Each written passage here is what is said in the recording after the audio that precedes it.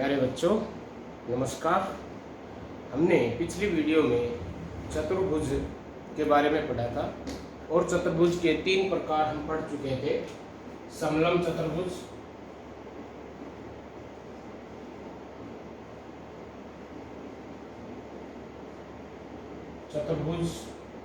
समांतर चतुर्भुज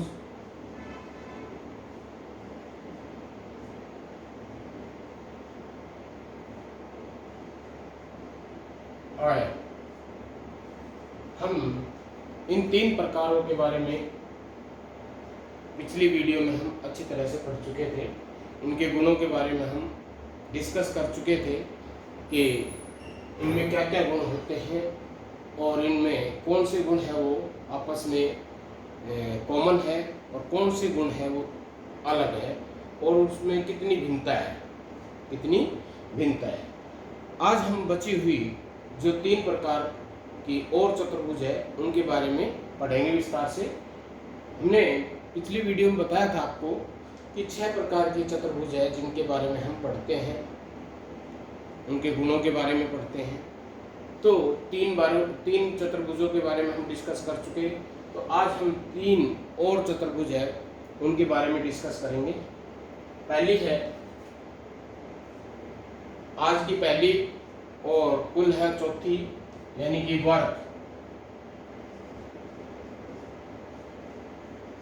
वर्ग से पहले हम सम चतुर्भुज ले लेते हैं।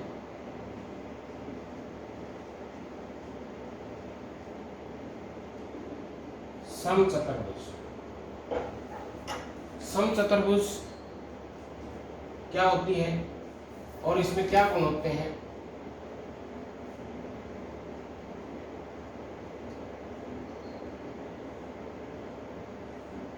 हमने पिछली वीडियो में बताया था कि एक चतुर्भुज के अंदर 4 भुजा होती है,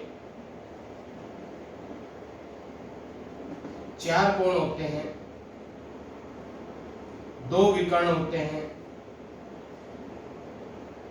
और 4 शीर्ष होते हैं। ये एक चतुर्भुज के भाग होते हैं, अवयव होते हैं इनके चतुर्भुज के। 4 भुजा, 4 कोण, 2 विकर्ण और 4 शीर्ष। हम जो चतुर्भुज के गुण हैं उनके बारे में जिसके बारे में हम डिस्कस करेंगे वो भुजा से संबंधित होंगे, कोण से संबंधित होंगे, विकर्ण से संबंधित होंगे। तो इन तीनों भुजा, कोण और विकर्ण से संबंधित जो गुण है उनके बारे में हम पढ़ेंगे। तो पहले जो हमने इनमें भी तीनों में जो लिया था, पहला गुण लिया था भुजा के आधार पर। तो सम चतुर्भुज में पहला जो गुण होता है भुजा के आधार पर वो क्या होता है? चारों भुजा समान होती है।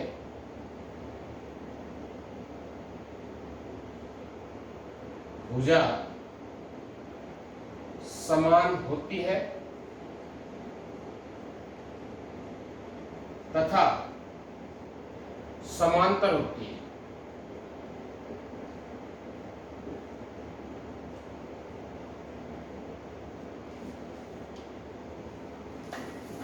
ये एक सम चतुर्भुज है।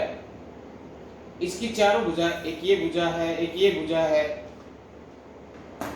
एक ये भुजा, एक ये भुजा, एक ये भुजा और एक ये भुजा। ये चारों भुजा कैसी है? समान है। दूसरी, चारों भुजा समान होती है तथा सम्मुख भुजा समानांतर होती है। सम्मुख भुजा समानांतर होती है।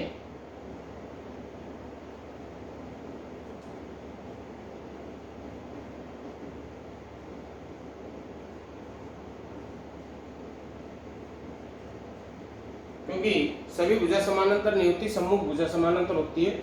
सम्मुख का मतलब है जो आमने सामने, जैसे ये भुजा और ये भुजा दोनों सम्मुख भुजा है तो ये दोनों भुजाएं समानांतर है।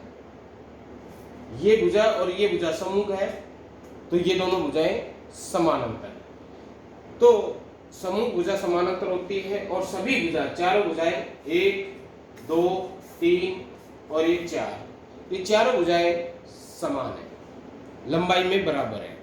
लंबाई में कैसी है? बराबर है। तो ये है सम चतुर्भुज में भुजा से संबंधित गुण।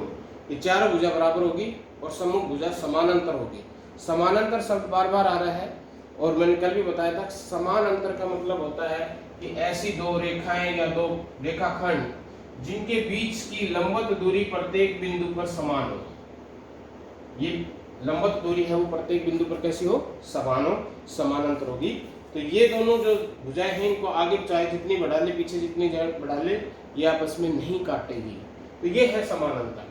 तो पहला जो गुण था वो भुजा से संबंधित था, वो था क्या था, चारों भुजाएं समान और समानांतर होती है, समान होती है और समूह भुजा समानांतर होती है। दूसरा कोण से संबंधित,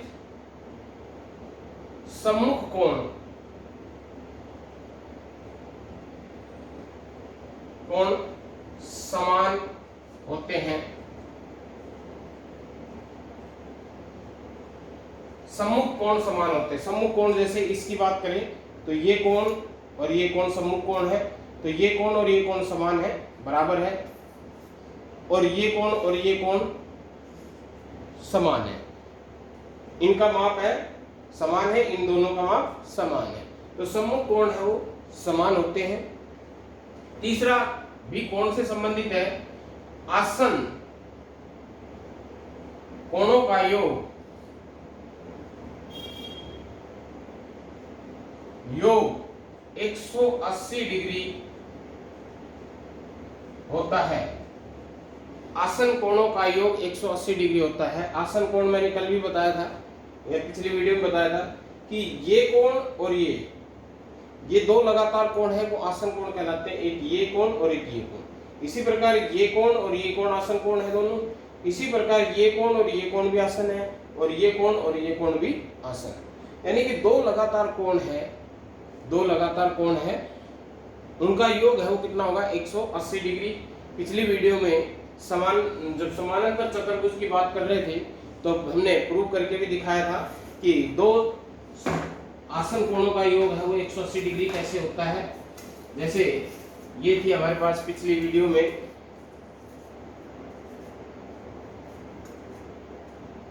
ये एक समानांतर चतुर्भुज थी और हमने इसको बीच में से काट करके इस कोण को इसके साथ लगाया था, तो ये 180 डिग्री का कोण बन गया था। ये पूरा कोण कितने का बन गया, 180 डिग्री का, क्योंकि नीचे एक सीधी सरल रेखा बन रही है। तो इस तरह से आसन कोणों का योग हमने 180 डिग्री पिछली वीडियो में दिखाया था एक समानांतर चतुर्भुज में। तो उसी प्रकार से अगर हम इसको बीच में से काट दें और इस कोण को इस कोण के साथ लगा दें तो ये एक सीधी रेखा बन जाएगी और इनका योग है वो 180 डिग्री होगा। मैंने बताया भी था आपको कि ये एक्टिविटी आप करके देखना घर पे, तो आपको अच्छी तरह से समझ में आ जाएगा कि आसन कोण है वो 180 डिग्री क्यों होता है। अगर हम इसको बीच में से काटेंगे तो इसको और इसको जोड़ेंगे तो 180 होगा, ठीक है ना। और अगर हम ऐसे काट के इसको और इसको जोड़े तो 180 डिग्री होगा। ऐसे काट के इसको जोड़े, ऐसे काट के इसको जोड़े तो 180 होगा। आसन कोणों का योग 180 डिग्री होगा। ये दो कोण से संबंधित होगा। चौथा है विकर्ण से संबंधित है। विकर्ण लंब समद्विभाजित करते हैं।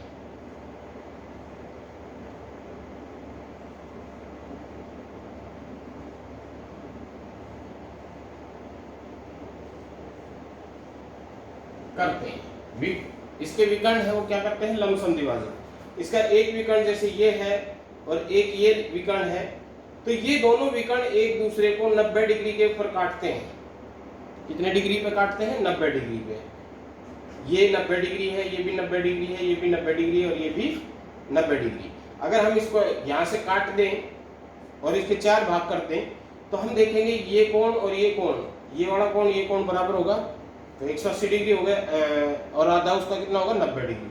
ये कोण और ये कोण बराबर होगा तो ये सीधा 180 डिग्री है, तो ये आधा कितना होगा, 90। ठीक है, तो ये इसके विकर्ण है वो परस्पर लंब समद्विभाजित करते हैं, यानी कि एक दूसरे को 90 डिग्री के कोण पर काटते हैं, विभाजित करते हैं।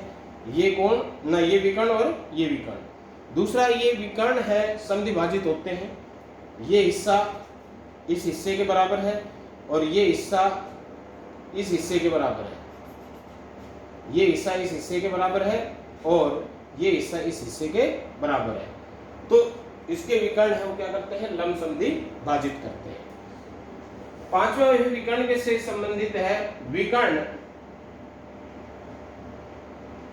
समचतुर्भुज को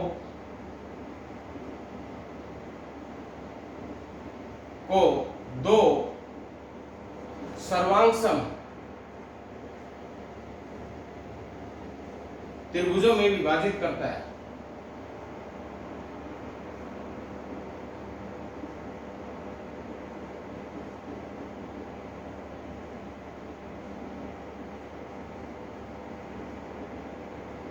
अगर इसके विकर्ण के अनुदिश इसको काट दे तो ये त्रिभुज और ये त्रिभुज सर्वांगसम होगी। अगर इस विकर्ण के अनुदिश अगर हम इसको काटें तो एक त्रिभुज इधर बनी और एक त्रिभुज इधर बनी, ये दोनों त्रिभुज सर्वांगसम होगी।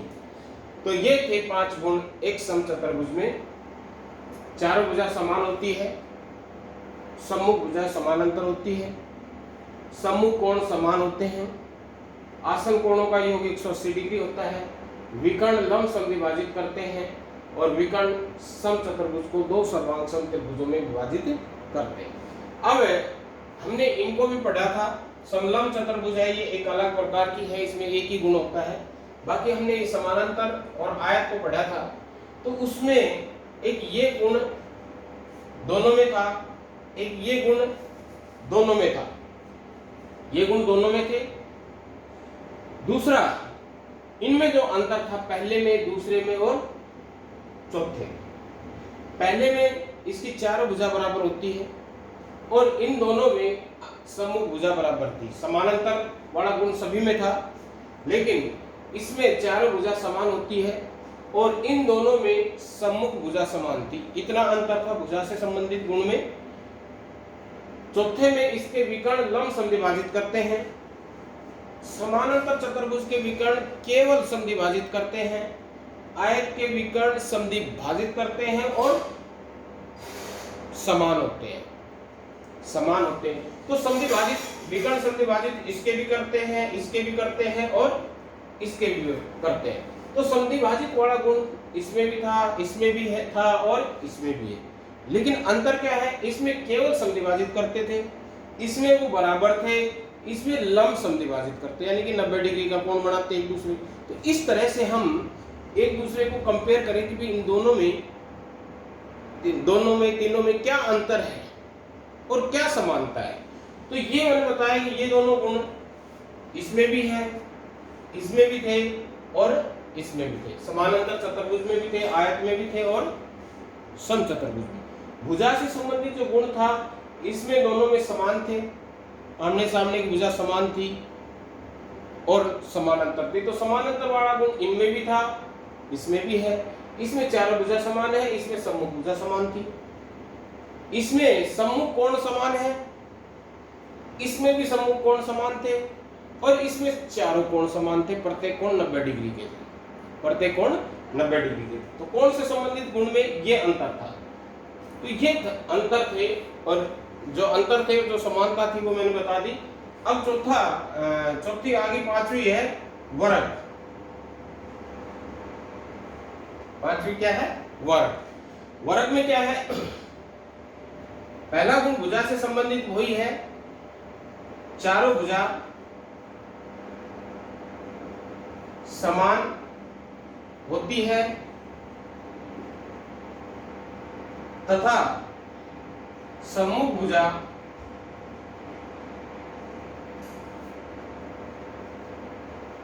समांतर होती है।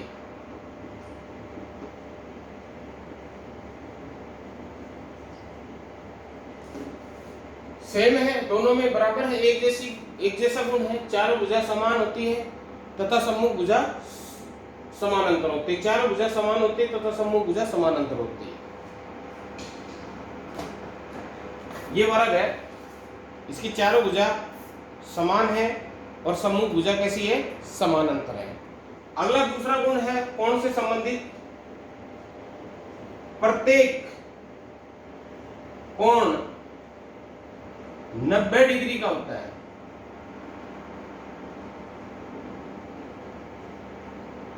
इसमें सम्मुख कोण समान होते हैं। इसमें प्रत्येक कोण 90 डिग्री का होता है। ये कोण भी 90 डिग्री का है, ये भी 90 का है, ये भी 90 का है और ये भी 90 का है। तो कोण से संबंधित गुण प्रत्येक कोण 90 डिग्री के हैं। ये और आयत का दोनों सेम है बराबर। इसके आयत के भी प्रत्येक कोण 90 डिग्री के हैं और वर्ग के प्रत्येक कोण 90 डिग्री के हैं, ठीक है। और इसके सम्मुख कोण समान होते हैं और समानांतर चतुर्भुज के सम्मुख कोण समान होते हैं। तो इस लिहाज से ये दोनों गुण इन दोनों के मिल रहे हैं और आयत और वर्ग के गुण आपस में मिल रहे हैं। तीसरा है, ये सब में है, मैंने बताया अभी, आसन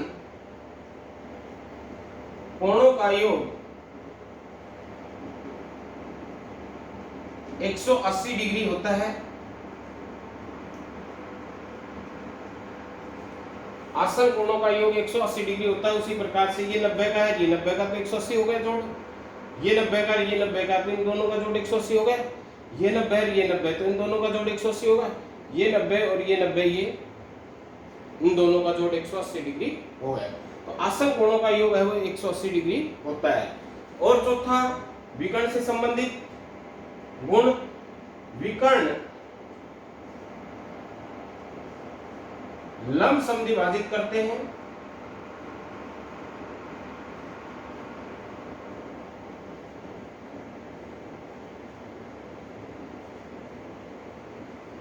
तथा लंबाई में समान होते हैं। लंबाई में बराबर होते हैं।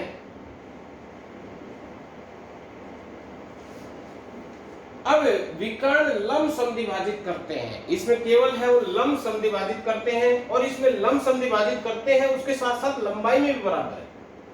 यानी कि इसके विकर्ण जो ये है, एक ये और एक ये एक दूसरे को लंब समद्विभाजित करते हैं। जहां ये काट रहे हैं 90 डिग्री का कोण बना रहे हैं। साथ में क्या है, इसके साथ साथ ये लंबाई में भी बराबर है।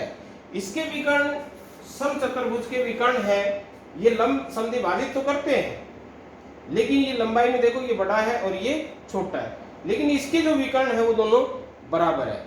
एक ये अंतर है विकर्ण से संबंधित कि इसके विकर्ण लंब समद्विभाजित करते हैं, इसके विकर्ण लंबाई में लंब समद्विभाजित करने के साथ साथ लंबाई में बराबर है। पांचवा गुण वो सब में कॉमन है कि विकर्ण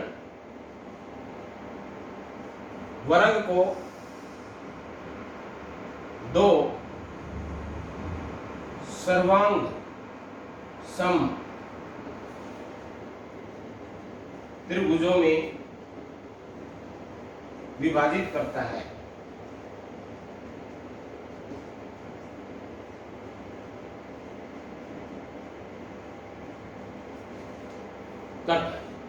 तो ये 5 गुण हो गए इसके भी।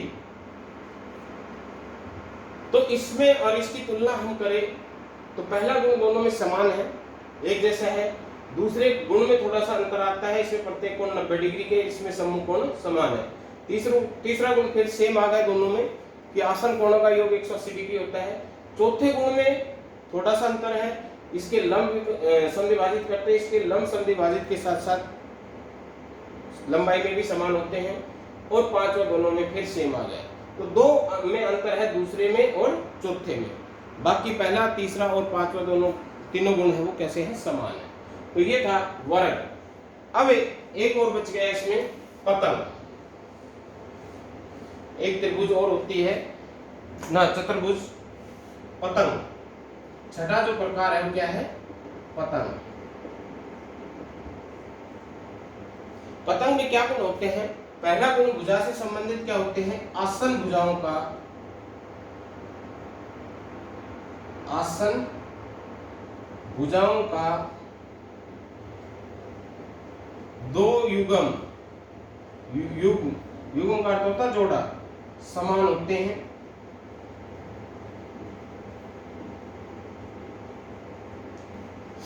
अब यहां इसमें अलग है।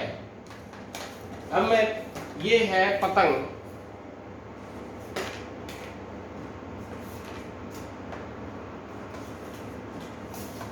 ये पतंग है।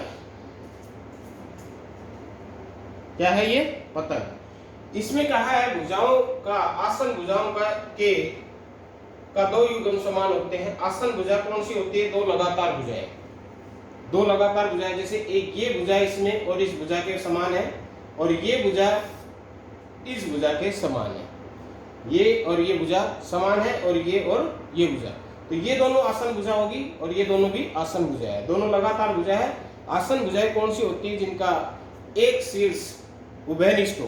तो इन दोनों भुजाओं का एक शीर्ष उभयनिष्ठ ये है, और इन दोनों भुजाओं का एक शीर्ष उभयनिष्ठ ये है। तो ये दोनों समान है और ये दोनों समान है। तो आसन भुजाओं के दो युग्म यानी कि दो जोड़े समान होते हैं। तो भुजा से संबंधित ये गुण है। अब हमने ये देखा दो ये और दो ये, चारों में लगभग समान सा था, थोड़ा बहुत अंतर था। इनमें दो चार भुजा समान थी, इनमें आमने सामने की भुजा समान थी। इसमें बिल्कुल अलग है और समलंब में बिल्कुल अलग था। इसमें भुजाओं का एक युग्म समानांतर था, एक ही गुण था उसमें। इसमें आसन भुजाओं के दो युग्म समान है। और दूसरा गुण इसमें विकर्ण से संबंधित होता है। दूसरा गुण क्या होता है? विकर्ण से। विकर्ण से संबंधित क्या गुण होता है इसमें? इसमें एक विकर्ण एक तो एक दूसरे को 90 डिग्री पर काटते हैं, यानी कि ये 90 डिग्री का कोण बनेगा। जहां भी काटेंगे तो ये 90 डिग्री का कोण बनेगा। एक दूसरे को 90 डिग्री के पर काटेंगे। विकर्ण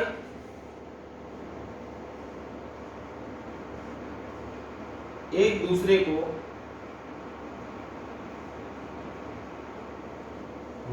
या एक दूसरे पर लंब होते हैं, एक दूसरे पर लंब होते हैं।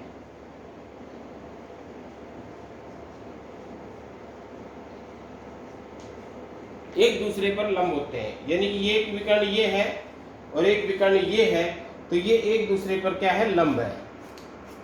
एक दूसरे पर क्या है? लंब। दूसरा, इसमें एक विकर्ण समद्विभाजित अवश्य होगा। अब इसमें देखो ये विकर्ण है, ये हिस्सा इस हिस्से के बराबर है, ये टुकड़ा इसका विकर्ण का इस टुकड़े के बराबर है। लेकिन ये नीचे दूसरा वाले की बात करेंगे तो नीचे बड़ा है और ऊपर छोटा है।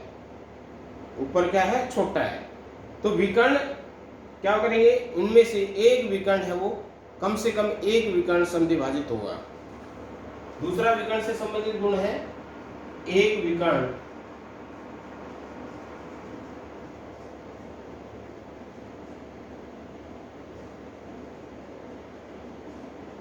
समद्विभाजित होगा। एक विकर्ण है वो क्या होगा? कम से कम एक विकर्ण जरूर समद्विभाजित होगा।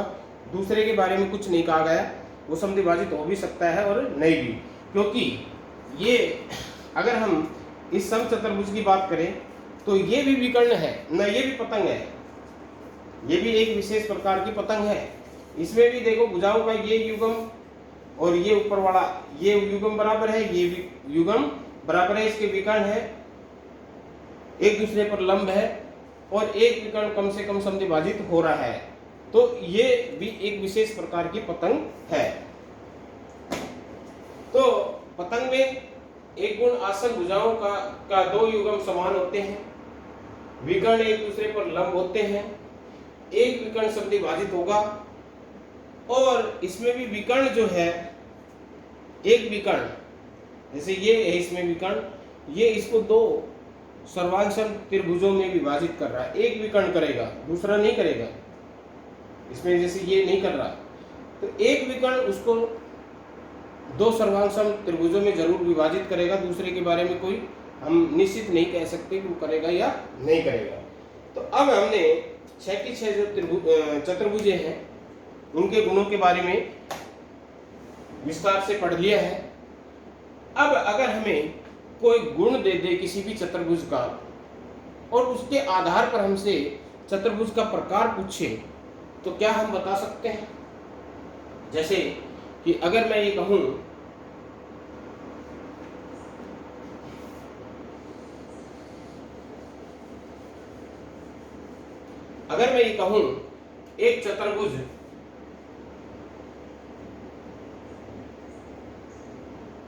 एक चतुर्भुज की भुजाएं समान है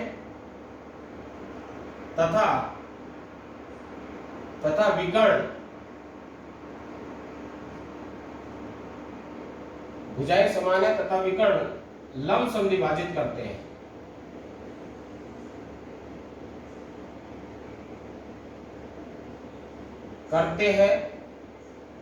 और बराबर है।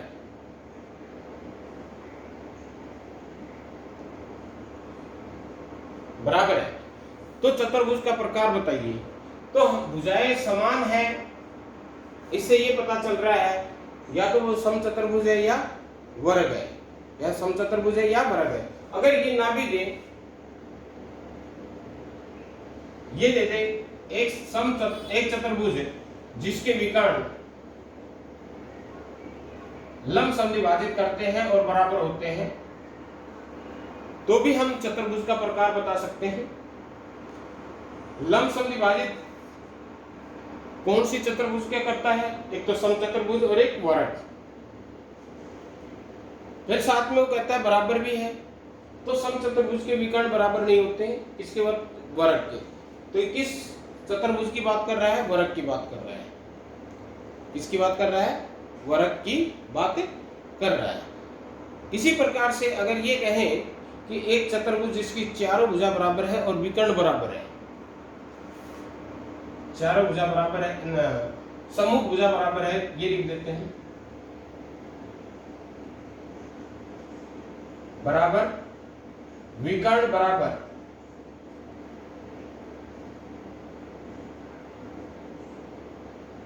विकर्ण बराबर। अब विकर्ण बराबर सम्मुख भुजा बराबर किसकी होती है? दो गुण बता दे, एक सम्मुख भुजा बराबर होती है, एक विकर्ण बराबर है। तो सम्मुख भुजा किसकी बराबर होती है? समानांतर चतुर्भुज की भी होती है और आयत की भी होती है। समानांतर चतुर्भुज की भी होती है और आयत की भी होती है। लेकिन विकर्ण किसके बराबर होते हैं? आयत के बराबर होते हैं। तो इसके आधार पर दोनों गुणों को अगर हम इकट्ठा करें तो कौन सी चतुर्भुज होगी? आयत होगी। कौन सी चतुर्भुज होगी? आयत। अगर यहाँ विकर्ण बराबर की जगह केवल कहता समद्विभाजित करते हैं,